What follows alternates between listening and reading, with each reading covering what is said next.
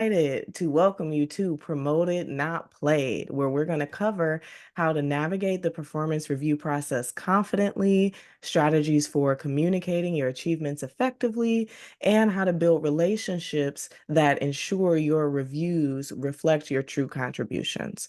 So before we get into anything, we're going to start with a poll because I want to be interactive and hear a little bit more from who all is here. So Kashima, would you mind doing that poll number one? The first poll is just asking what brought you here today. So I recognize the webinar attracts people at different levels in their career, or maybe people who are even managers. So go ahead and let us know what brought you here to the webinar today. Um, oh, wow, I see a lot of good participation. Right. So it looks like we have a good chunk of people who are coming because they are employees who receive performance reviews. We have a good chunk of people who are in both, where they sometimes receive reviews or sometimes give reviews. So being both the employee and the manager writing reviews. And then there are some others who mention that they're a manager and they want to learn how to give better performance reviews. Awesome. That is what I expected. So thank you for answering that poll. So, like I mentioned, we are going to cover all of those things, all of those reasons that folks mentioned motivated them to join us today. And just to kind of, at a high level, review what we're going to cover before our Q&A section, that will be at the end. We will work on understanding the function and structure of performance reviews, techniques for self-assessment and documentation, interpersonal skills to foster constructive feedback, and strategies for preparing effectively for your next performance review, whether you are the employee being reviewed or the manager giving the review. All right, so now that we have the lay of the land, I want to paint a vivid picture of what I find is such a common experience in the review process. And I really thought painting a picture this way, and really painting what the problem or challenges with this interaction would really be a nice foundation for us to talk about the function of performance reviews. So I'm going to share a story. And the story is going to be from two sides. One is going to be the perspective of the employee receiving the review. Another one is going to be the perspective of the manager maybe giving the review. So as you listen, if this is something that you've experienced or dealt with, give a thumbs up reaction or comment in the chat box, same or same page. All right, so let's talk about this. I call my story A Tale of Two Perspectives. So imagine this. It is the day of your annual performance review. You've been an employee at this place for a while. You kind of know what to expect. You've heard even a little bit about what to expect your manager to say. And you know that you've done a good job this year. You did things above and beyond what you were asked to do. Maybe you helped train a new person or contribute time beyond what you originally agreed to at first. So you get ready for this performance review day. You walk in the room, you're feeling excited, maybe even have your special outfit on to make you feel confident. And you're thinking about how you've worked hard all year, the different projects you've tackled, your contributions. So you go, you sit down with your manager, you say, good morning, good morning. Thank you for the review. We're going to get started, do your pleasantries, and then the conversation gets started. So your manager does mention a few of those accomplishments at first, a couple of your projects, how you've helped the team. But pretty quickly, it shifts to areas of improvement. So, what you thought would be more time being spent on your contributions actually winds up being more conversation about your areas for improvement. There's an issue with your communication. Um, you feel like it wasn't maybe your responsibility. There's an issue with a project that you worked on with the timeline. You're not sure about how that really turned out. But you know the conversation is going differently than you expected. And by the end of it, that excitement that you felt has faded. So you went from walking in excited, knowing this is going to be brought up in my review. I have contributions to hearing more focus about areas of improvement and feeling discouraged ultimately. And from that, you leave the room feeling discouraged. You wonder, does my manager even know what I actually do? Or do they know the impact I've had? And as a result of not being sure, you kind of start to distrust them. You start wondering, why weren't these things brought up before? And then from then on, you say, you know what? It doesn't matter because I'm going to pull back a little bit. I'm not going to give any extra. That way, I won't have a reason to be as upset. Has anybody ever been in this kind of situation as somebody who received a review? Comment same in the chat box or give a thumbs up reaction if oh, they don't have reactions in this one. Well, comment in the chat if yes. Oh, thank you. If you have been in that situation.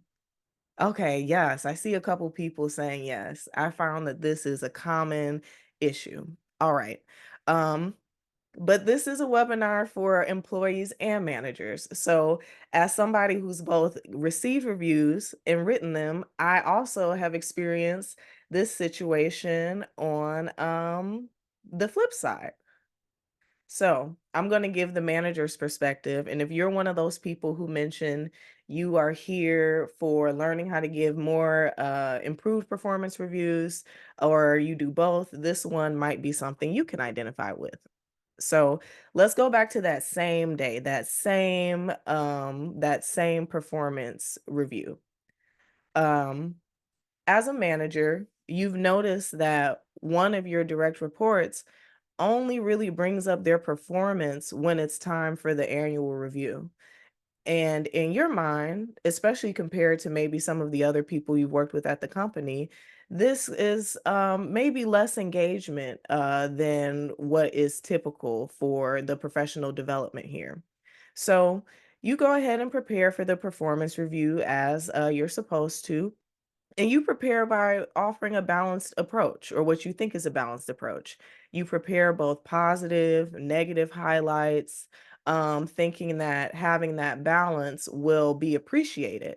But as you start getting into the feedback, you notice the shift in the employee's demeanor. So maybe they go from sitting like this to suddenly crossing their arms. Maybe you notice them sit back in their chair. Maybe you just notice less eye contact, etc. But it's definitely palpable that there is a shift in their demeanor. And as you see more and more, as you share more and more feedback, you can see that the employee's enthusiasm is starting to almost look like frustration, but you're not sure. So the more you try to explain why you're saying these things, you feel more tension from the employee. What you think you're doing to clarify is actually, um, maybe leading to more of that frustration. And then after the meeting, you go on as planned. There aren't really any follow-up conversations or comments from the employee, but you notice they pull back a lot. They're not as engaged as team interactions, and their performances even started to dip. And you start to wonder, what happened? What went wrong? Now, if you are a manager or have managed somebody in written reviews, if you have experienced this, please write in the webinar chat yes to this experience of giving what you thought was a fair review and it kind of leading to an employee reacting or receiving it more negatively and ultimately becoming disengaged. Let's see. Yes. Oh, I saw one person. Thank you for that comment, Phil. Yes, folks can proactively get disengaged. Absolutely. Yes, yes. I'm seeing a few more yeses. Awesome. Thank you for those responses. So I really wanted to start with this story because I think it gets at the crux of what we're trying to clarify here, which is that the review process needs a few things. For one, let me shift my slide. it needs clarity on both sides. So there needs to be clarity on what's supposed to happen in the review, both from the person receiving it and the person giving it. What are your expectations for how much acknowledgement of accolades versus references to opportunities for improvement? Another thing is somebody, as Phil commented on, poorly conducted reviews lead to tension and disengagement. And as a former manager and leader myself, I always felt that the point of the review is to help someone see where they are and how they're doing so that they can be empowered to do better later. So, if the byproduct is kind of the opposite, disengagement, lower performance, you really want to take a look at that and think, are there opportunities to tweak how we're doing this process? And lastly, well executed reviews build trust and they encourage growth. So, why are performance reviews important for you?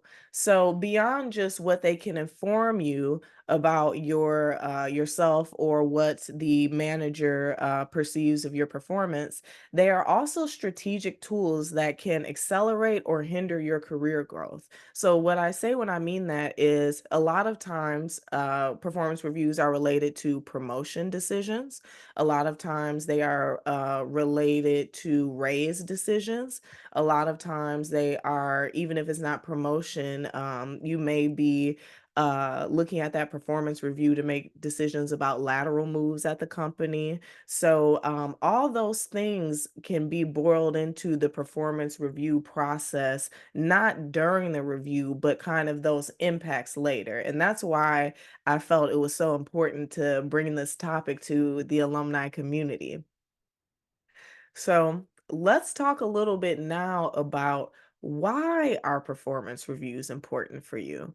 And here I've broken it out by different career kind of segments because I do think there are slightly different kind of reasons of importance as you accelerate throughout your career. So in an early career, which I consider about 0 to 5 years, depending on industry, if performance reviews are really important because they help you understand your strengths, the areas to develop, and ultimately the expectations in whatever environment you are in. And that's important because every individual is responsible for their own career story and career journey. But it's going to be difficult to be responsible for that journey if you don't know what your strengths and opportunities for improvements are. So, that's really the value of that early in your career. Mid-career, as you get more situated and you're maybe more familiar now with what are the expectations, what does it mean to do my job well, maybe you've already gotten some promotions under your belt. Performance reviews are really a good tool for you to be able to highlight and align your contributions with promotional goals. It's an opportunity for you to shine a spotlight on some of your contributions and say, "Hey, I did XYZ. Aren't you looking for a new director that also does XYZ? What are the chances? I'm qualified in that."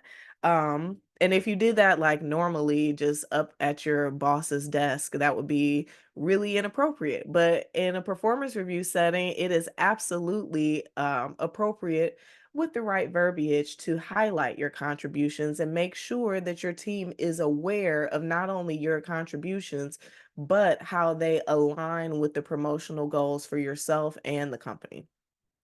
Next, after that, that senior career phase, you're going to use reviews to gain insight into team and leadership effectiveness. So, this is with the assumption of a senior career being somebody who manages people, is responsible for developing others, maybe even developing other leaders.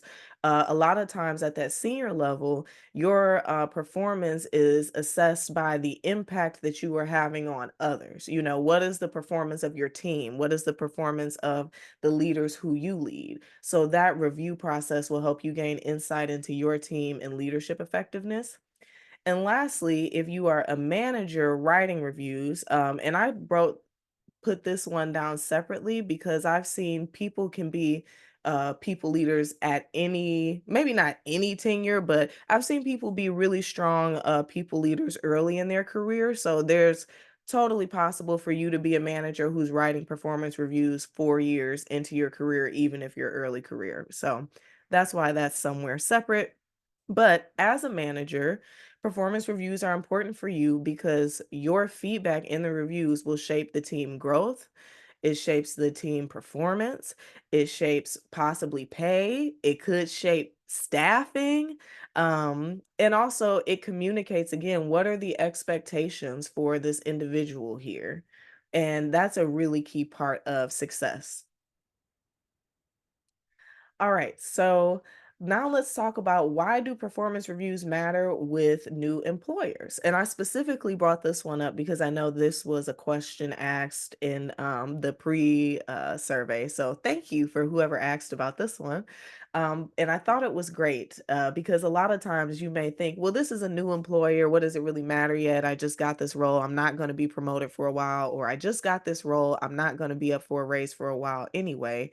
However, good performance reviews always set the foundation for relationships between a manager and an employee. And when I say good, I'm not necessarily talking about the performance rating, but the transparency, thoughtfulness, and ability to have a open conversation with feedback. That really sets a good foundation for your relationship with your new manager, and again lets you know what should you expect. And then they also allow you a window into seeing what are the company goals and where do I fit in on a company level, especially for mid-career and senior professionals. All right, now let's talk about some of the common pitfalls of performance reviews. So, the biggest one I see over and over again, not knowing the criteria. People will walk around an office all year long knowing that a performance review is coming up and not once look for a rubric, see what are the different categories they're going to be graded on, and things of that nature. So before you do anything, figure out how are you being evaluated. Within your first week at any job, you should know how you're going to be evaluated. Is it a performance review? If so, what's in the performance review? What do they expect you to perform on? Who is weighing in? This is one thing that's important too. Some companies, it's just your manager weighing in, and you think, okay, I only have to impress them. And then you find out, oh, they're actually asking all the managers in this department, and I maybe blew off one or two assignments with the other manager. You want to know who's going to be asked for their perspective on you early. And on the flip side, if you're a manager doing reviews, you should share with your direct reports how you solicit feedback to form their review. You know, if you say, hey, we talked to the person who led your training as well, or, we talked to your company assigned mentor as well, and that weighs in.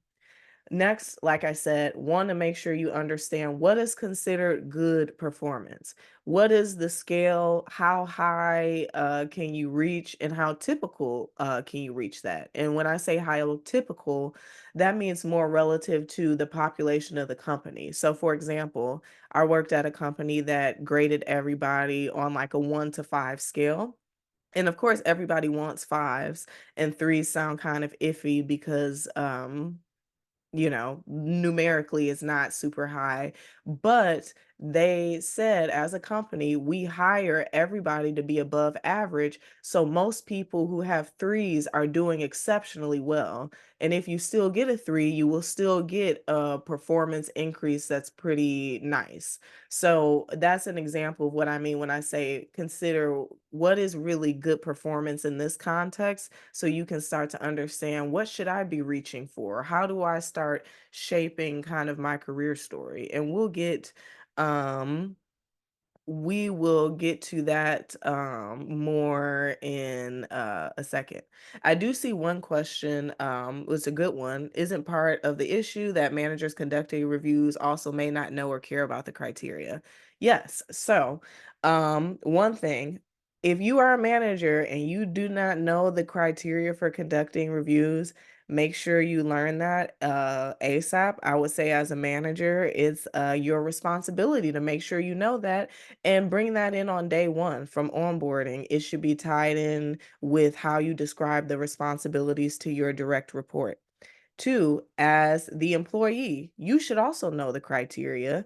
And if you are in the sometimes common and unfortunate situation of your manager not not being as knowledgeable on the criteria, ask to have conversations with them about it ahead of time. And we will get to that strategy in a second. And basically, hold them accountable for being able to talk with you about it by initiating conversations about it early. And if they are not able to answer your questions, ask, is there someone you could go to get more information? And can we talk about it again? Or, um, something like that. But put that responsibility back on your manager politely and nicely by asking for more information, but it is absolutely not okay for a manager to not know about the criteria and not go find out about the criteria while they are doing performance reviews. And even I've known of companies, there are opportunities where if you felt like you've gotten kind of an unfair performance review, depending on your company policy, you may be able to add in like an addendum or just a response that you can have documented in HR. And I've even done that as well. Of like, well, I read the review, I agree with XYZ part. I will say XYZ part was different than what we originally discussed 3 months ago. That's noted for the future, but just want to highlight that's my first time learning that. And again, you are responsible for your career, so it doesn't make you mean or anything like that to be assertive about getting what you need to perform well. Because that's really what all this is about. You're taking responsibility to get what you need to perform well. And on a manager side, you're being proactive with making sure people have the information they need to meet your expectations. All right. So let's talk a little bit about the different forms of performance review. I found across companies there are lots of different approaches to performance reviews.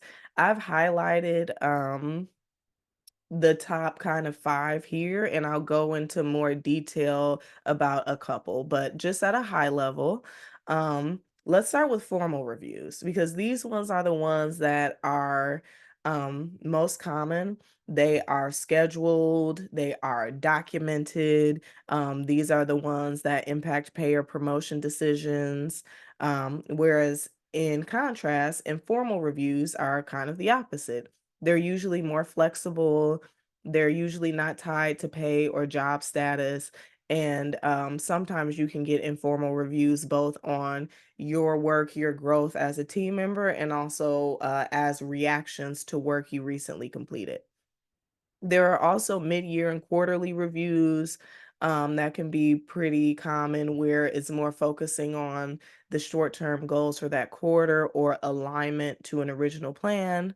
There are competency-based reviews where it's more of a assessing how are your skills growing, your ability to do XYZ thing.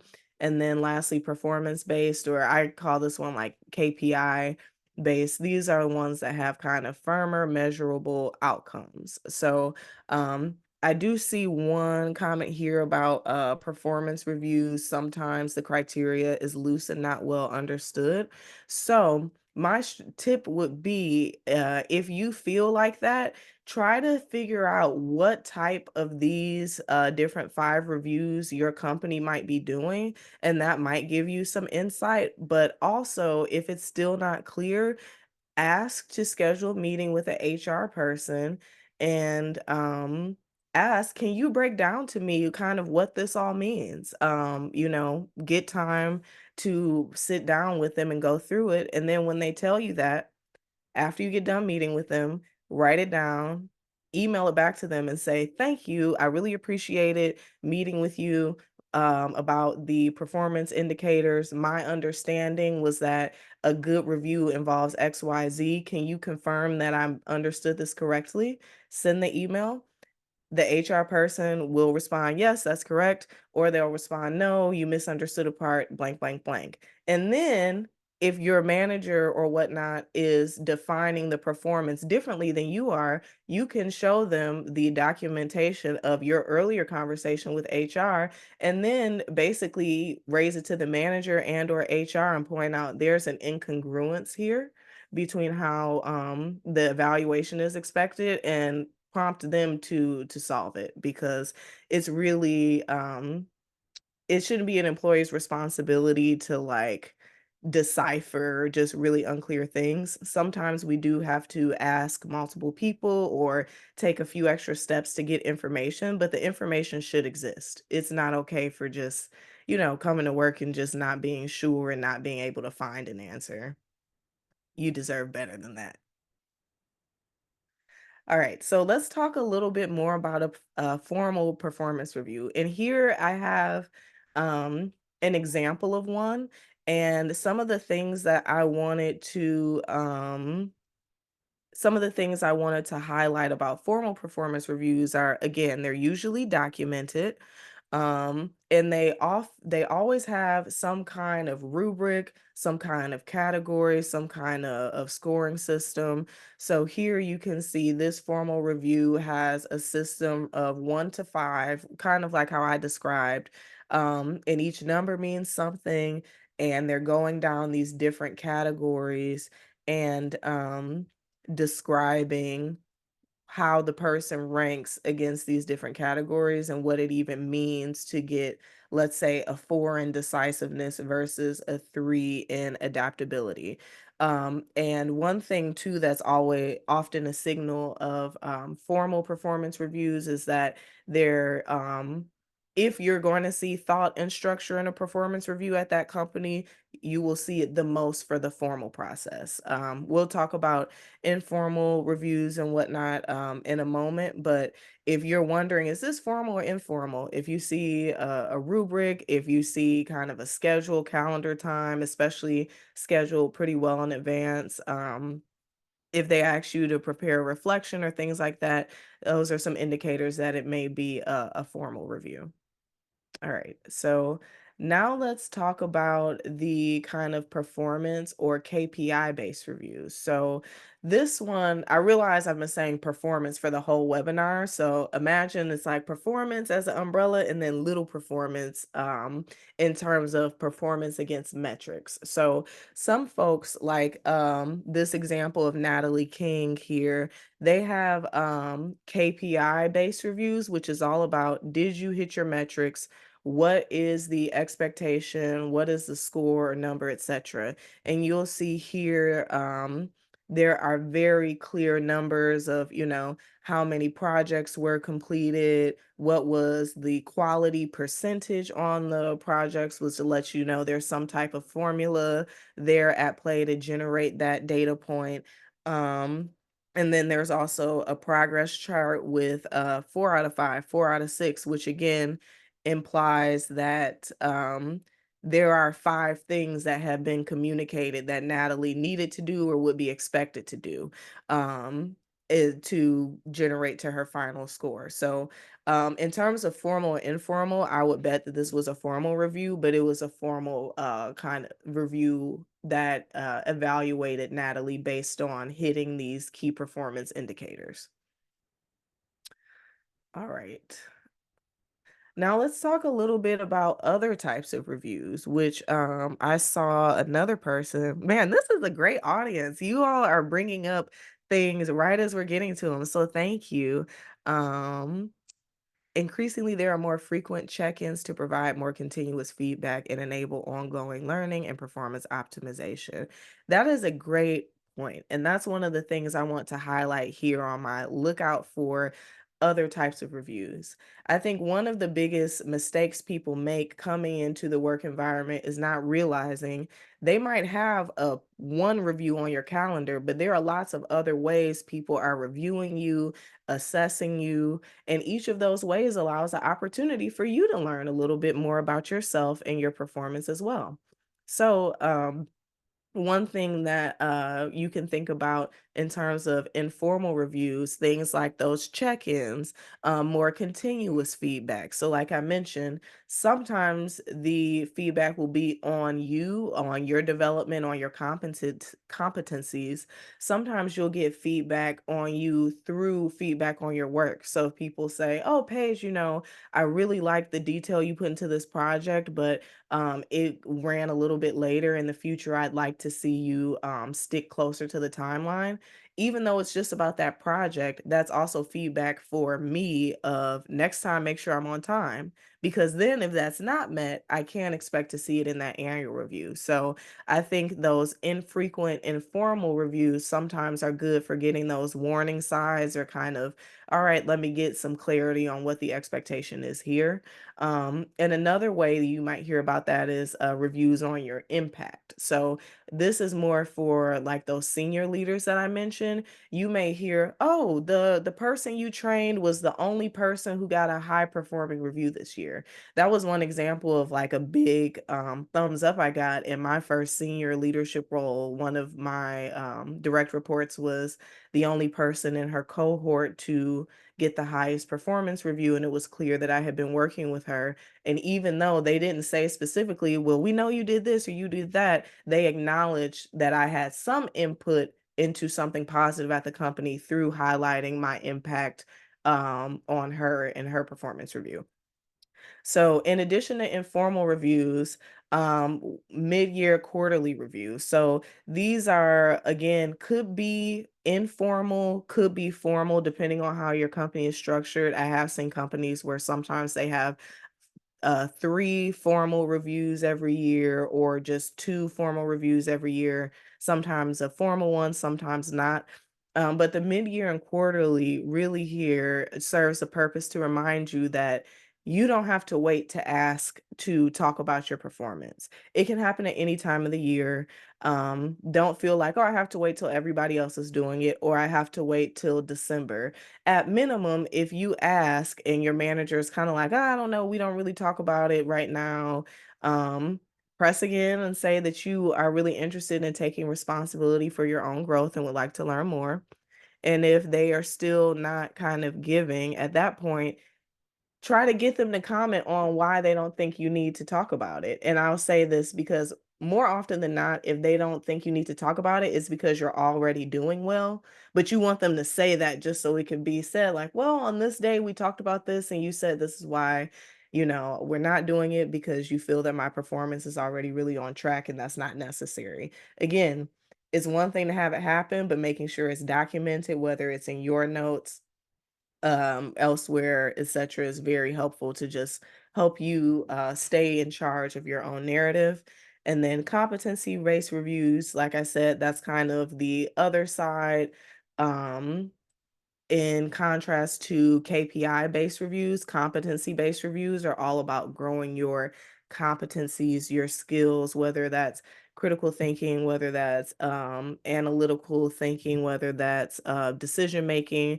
But in order to have a competency based review, your employer and manager should tell you what the competencies they're reviewing you on are ahead of time.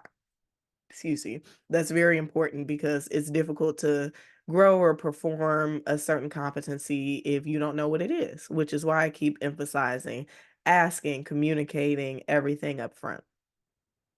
All right. Oh, I went back too far. Cool. All right, now let's talk about how do you track your success. So I've mentioned a little bit now, um, keeping your own notes, bringing your recollection of your contributions to the conversation.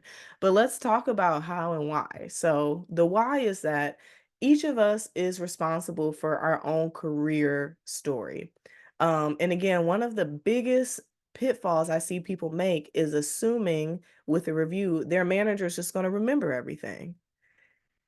A lot of times, going back to that first situation where you had, where we were in the performance review and you were ready to hear more positives that you've done and you heard more negatives.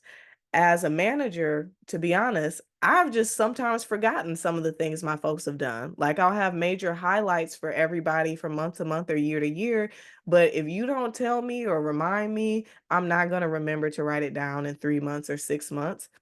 And while I think there's improvements that could be made on both sides, it's really important to remember that your review writer still has their own career that they're trying to cultivate and kind of thinking about. So you can help them a lot by just maintaining organized notes about yourself and your performance. Because when it comes time to write that review, whether it's once every 12 months, once every 6 months, having something to reference and jog the memory, especially if you've already had frequent check-ins and things like that, will make it a lot easier for your manager to agree with like, yeah, you did do all this stuff and incorporate that into their assessment rather than try to remember on their own. So let's talk about tracking success across the career trajectory. So in early career, you want to document those small, consistent wins, really show that you are spending time as your manager expects and making the progress expected, showing when it goes well, and also how you resolve challenges. Next, in mid-career, you want to track project milestones. Senior professionals, you want to focus on that team progress. Again, you're probably in a position of leading and influencing others at this point. And for our managers and leaders, one thing you could do is request weekly or monthly or some type of regular cadence updates from employees and model sharing expectations. I bolded and italicized that because I think it is so important. Because as a manager, one of the most difficult spots we can put ourselves in is not communicating the expectations up front. And then having to go and have a awkward conversation when someone inevitably makes a mistake or messes up or does something not in line with our expectations. So it's really important to make sure they're communicated and modeled so people have a good opportunity to learn and see what they are supposed to be doing before it is kind of used to judge them, basically. All right, so here's an example of a project tracker. Yes, this is legitimately from May 20th, 2019. This is one example I wanted to show pretty vividly of how you can track your progress. So this is something I did weekly because that's where how my manager and I connected.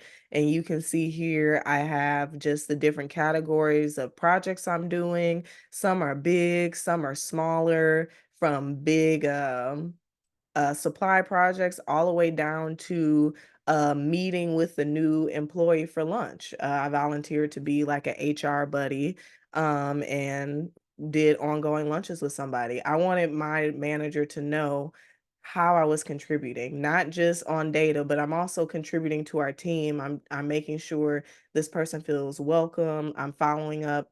And then on the side here too, just for a little extra, I I even have a code here of here are the things I finished.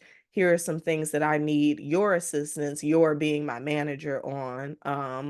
And here are things in progress. So whether it is weekly or monthly, it is important for you as the author of your career story to have a very clear eye and recount of the details of your contributions. And if you're doing monthly check-ins, you can take your weekly ones and maybe summarize them into a paragraph or whatnot to share with your manager. And I have seen firsthand my manager going to write my review and he pulled up all of these. And I know because we had an open office and his computer screen faced where mine was. And he was pulling up each one and like copying one thing I did from each one as a way to document how I to document the progress I was making. So highly recommend you do something. It can be a simple Excel chart. It can even be a bulleted list in your Outlook, but just start with something with dates and what you're doing. Um, Another thing is self-reflection. So, like I mentioned earlier, no one else will be able to remember and recount your contributions quite like you. A self-reflection can give a roadmap and library of content for your reviewer to use. And I have an example of one I'll show during Q&A if there aren't any other questions. But basically, when I say self-reflection, I'm saying take a minute, 1 to 2 pages, and write down your strengths this year that you showed, your growth opportunities that you think are there. And again, I think it's valuable because growth opportunities are going to come up anyway.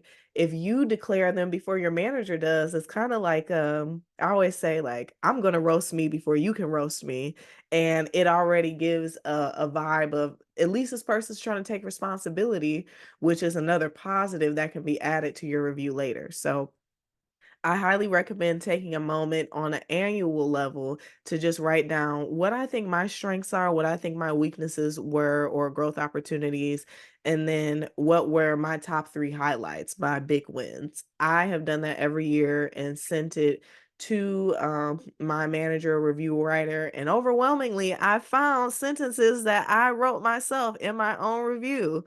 Again, most of the time the manager doesn't really remember what happened anyway, and they're happy that you took the time to write it down, and it really increases the likelihood of them adopting those same phrases, which should be positive because you wrote them. All right. So let's talk a little bit too just about communication strategies. So let's say now you've done everything that I've asked you to do. You prepare, you know what's going on, you have your evidence and examples ready. How do you communicate effectively? Early in career, you want to focus on acquiring the skills that are needed and the outcomes of your projects. And as you get more tenure, you want to start speaking about not just what you did, but aligning your achievements with department goals, especially in this mid-career space. It's important to start showing your company that you understand not just your work or your team's work, but how your team's work fits into the overall organization goal. And then as senior professionals, you want to highlight your leadership and your strategy, your strategic approach. And then managers and leaders, you want to connect feedback to previously expressed expectations. Again, a performance review should not be the first time that somebody's learning of an expectation. Things should be connected to what you already discussed and communicated, and provide evidence-based feedback as well.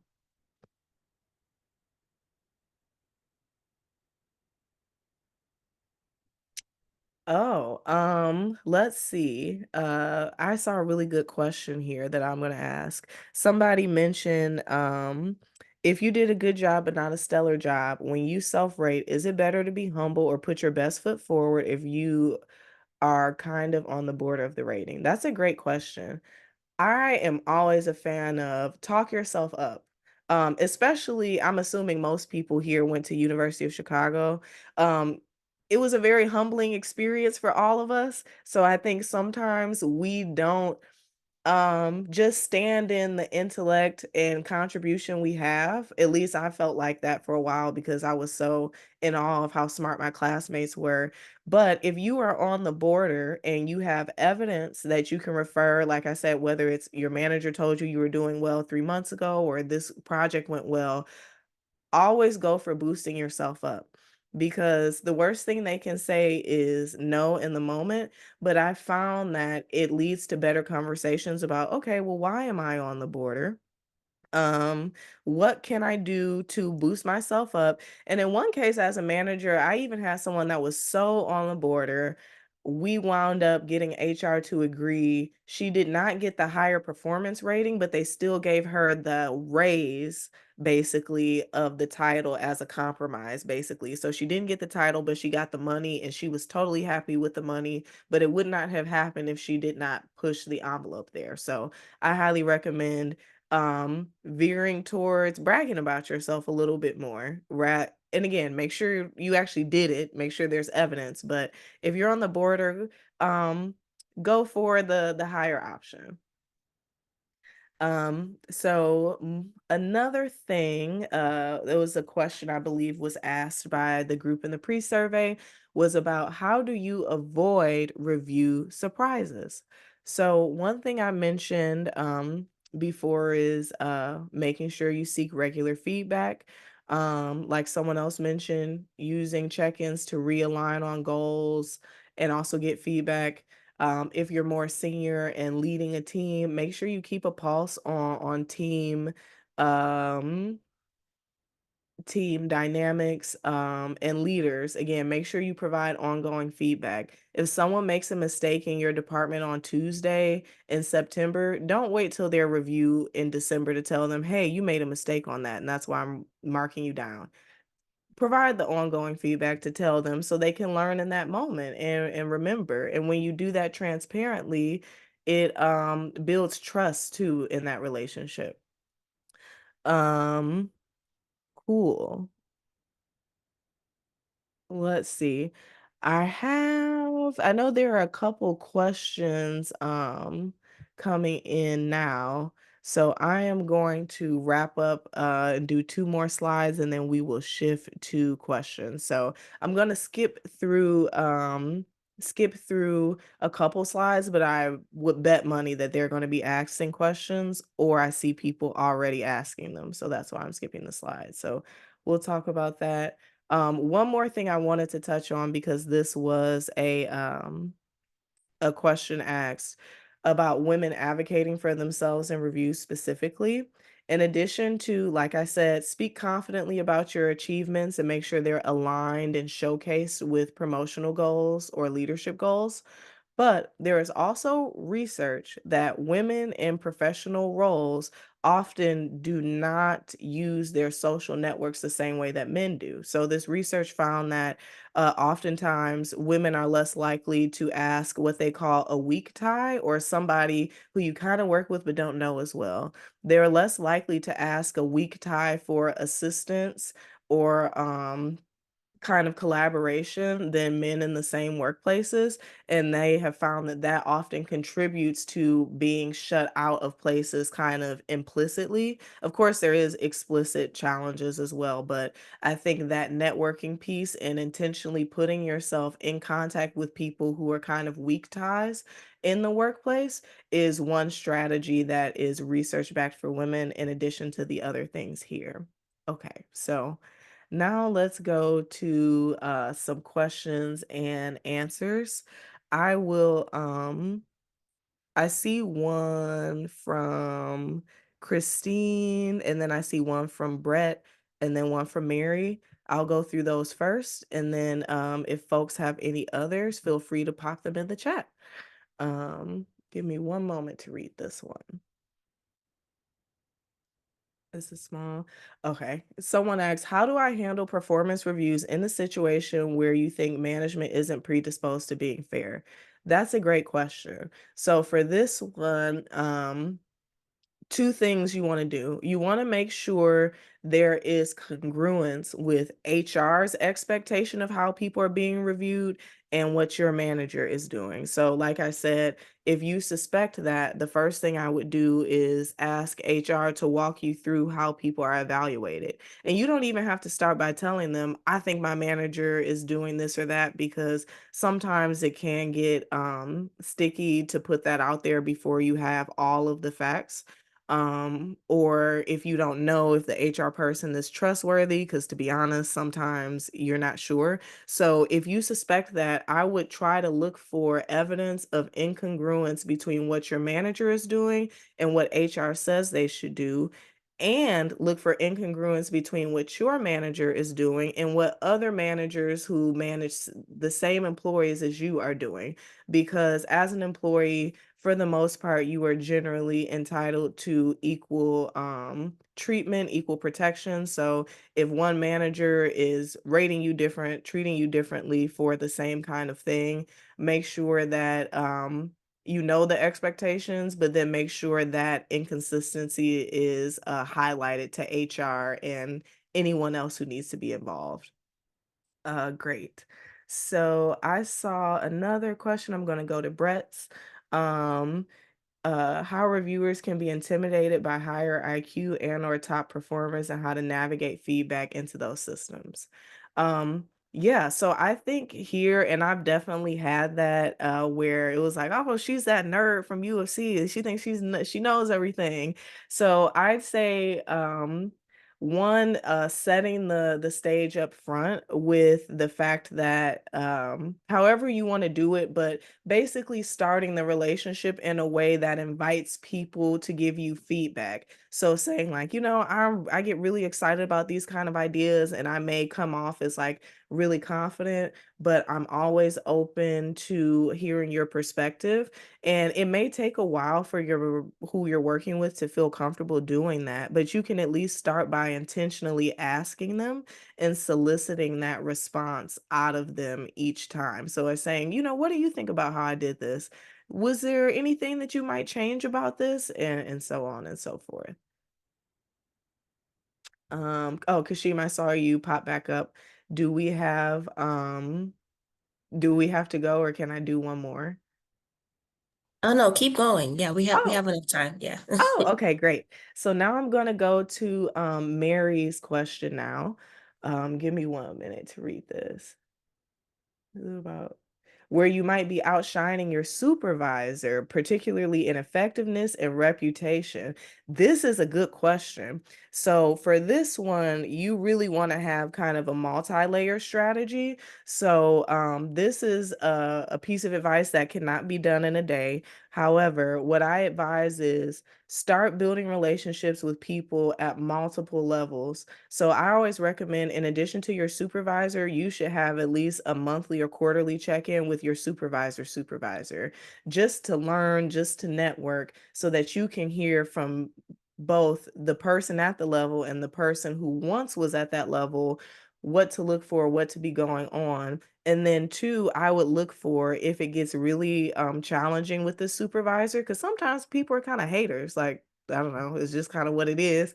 Look to see if there are opportunities for you to contribute to other team projects, even if it's temporary, so you can get visibility and be evaluated by somebody who maybe doesn't have um, that issue of being outshined by you. So diversify who is able to see your work and get to know you through other projects and networking with your supervisor often. Um, Great. Someone asks, how do you ask for a raise or more PTO during a performance review discussion? So, one thing I would always start with, again, with the preparation, understanding what are your organization's patterns around giving raises already? Because if they give a 5% raise every December, you might look weird asking for a 12% raise in April. So I recommend one, understanding and using both informal and maybe HR conversations to understand what is the typical cadence of the raises and then understand what is the criteria for that. So for example, in my organization, we had something where managers had a chart where it was like, if you get a 3, it's 5%. If you get a 4, it's 7% raise. If you get a this, it's blank percent raise. So not all companies have it spelled out that clearly, but try to understand ahead of time what is your company's cadence. And then when you go in there, rather than saying, I want more money, because even though everybody wants more money, you're not allowed to say it at work plainly, emphasize how you've met everything in that highest box. So if you learn from HR, okay, we give 7% raises for people who help over 700 customers a year. Make sure in your review you keep emphasizing that you help assisted with, this many customers a year, and then ask what are the growth opportunities or what are the leadership opportunities associated with that. And normally that is where kind of things like raises or promotions come into play. I think more PTO, it probably depends on the structure of your company. In my experience, I don't know. I worked at kind of larger companies, so I've never been in a situation where the direct manager is able to just give me more PTO days. So I recommend talking to your benefits department for that one. We do have a question in the Q&A box too. Oh, I'm sorry. I missed that one.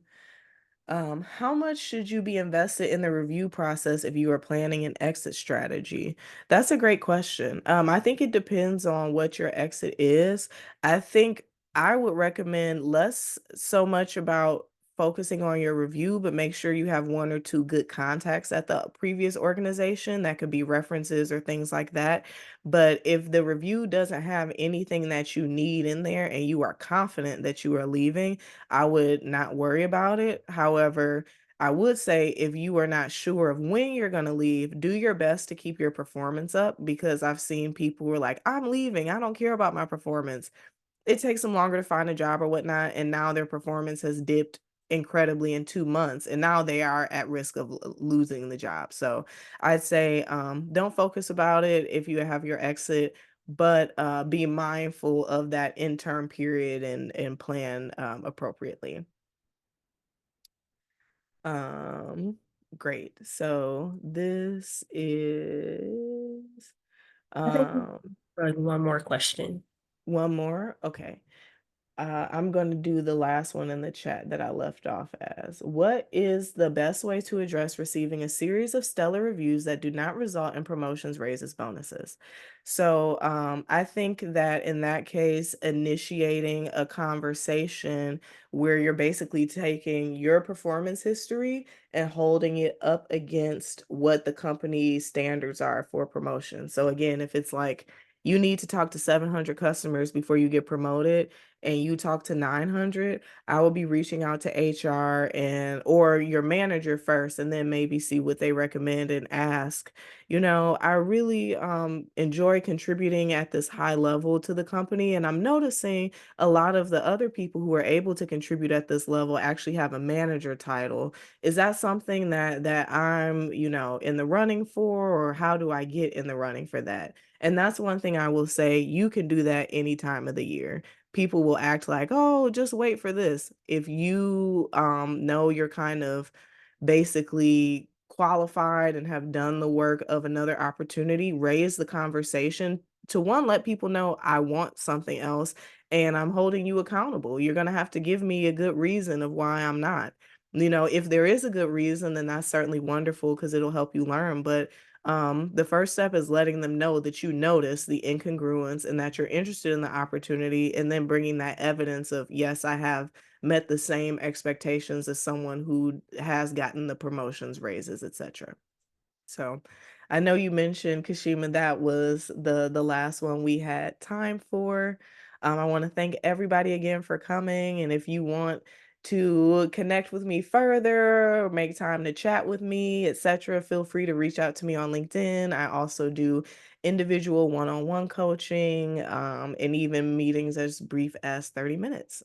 So thank you again, and I hope you learned something that will help keep you promoted and not played.